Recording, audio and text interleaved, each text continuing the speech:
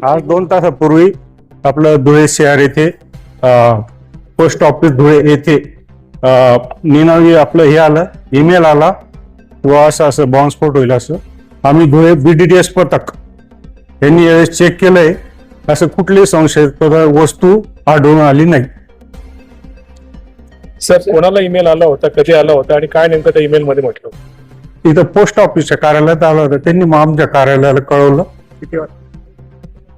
साधारण 2 तासापूर्वी.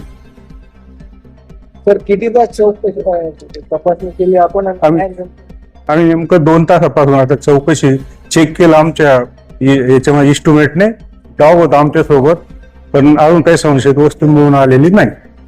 कार्यालयाच्या कुठल्या भागामध्ये? कार्यालयाचं तळमजल्यापासून तर वरच्या पोर्च पर्यंत, त्याच्या मागे आपलं पासपोर्ट कार्यालय, त्याच्या मागची समोरील पार्किंग सर्व चेक केलं यावेळेस. आतापर्यंत कोणतीही संशयित वस्तू आढळून आलेली नाही.